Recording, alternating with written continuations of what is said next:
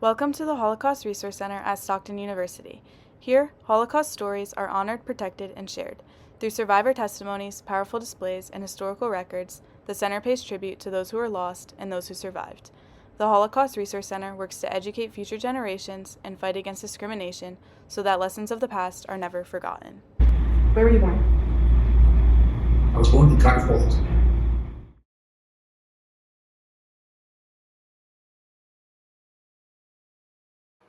Welcome. Join us for a quick tour of Stockton University's Holocaust Resource Center, where history, stories, and memories come to life. My name is Irvin Moreno Rodriguez, and I'm the director of the Sara and Sam Schoffer Holocaust Resource Center at Stockton University. I'm also a proud member of the New Jersey Commission on Holocaust Education of the state of New Jersey. The Holocaust Resource Center at Stockton University was opened on October 2nd, 1990. Since its inception, the Holocaust Resource Center has always prided itself in being an organization that was known as a town and gown organization, which means the community and the students together at this institution learn and come together. They educate themselves about the Holocaust. And the Holocaust Resource Center was really a project that was pushed by the then president of Stockton College, President Vera King Ferris, who met with survivors in the late 1980s and promised them a center that would serve as a repository for their video testimonies, as well as to teach future generations about the lessons and legacies of the Holocaust. Here's a quick preview of Hannah Ulrich's exhibit, featuring artifacts from the Holocaust. Let's hear from Hannah as she walks us through. Hello, my name is Hannah Ehrlich, and I was born in Beijing, Poland.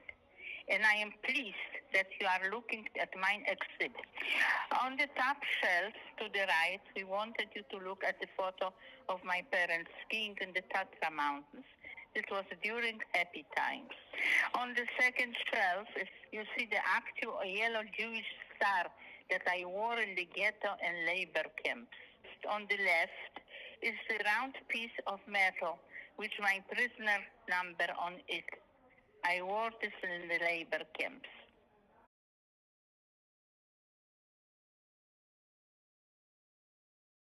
We were very honored to be chosen by the Anne Frank Center USA, but more importantly, we planted this tree as a living memorial, not only to Gail Hirsch Rosenthal, but to Anne Frank, and this idea that Holocaust education is now more important than ever. And it's important to teach the lessons and legacies of the Holocaust to future generations, including students a part of the Stockton's honors program. It's really about curating, cultivating all of these resources for the next generation. And we have to figure out how the next generation is going to learn about the Holocaust and how we could reach them better as educators. We haven't solved that problem yet, but we're working on it. And I know that one of the ways that we're trying to bridge the gap between the younger generations and quality Holocaust education is through our Dimensions and Testimony program. Can you explain what ED is? My friend Ed have been on a journey together since December of 2019. Our Holocaust Resource Center was selected as the testing site for the USC Shoah Foundation's Dimensions and Testimony program. Dimensions and Testimony is a program where Holocaust survivors are filmed in this really interesting spherical studio.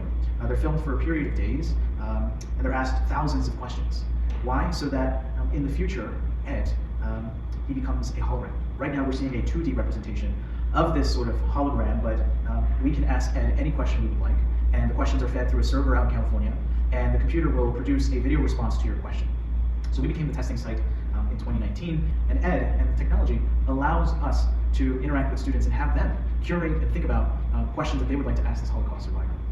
The USC Shoah Foundation was started by Steven Spielberg, and we actually are one of the access points for the USC Shoah Foundation database, which hosts over 50,000 testimonies of Holocaust survivors from all over the world in a myriad of languages. Why did you decide to record your testimony? That people who listen to my testimony understand the Holocaust, what happened, what evil people were at that time to do this type of a murder, and is never forgotten. This is my whole thing, my testimony and my wish. Ed, can you sing for us? I don't want anybody to run away when I'm singing.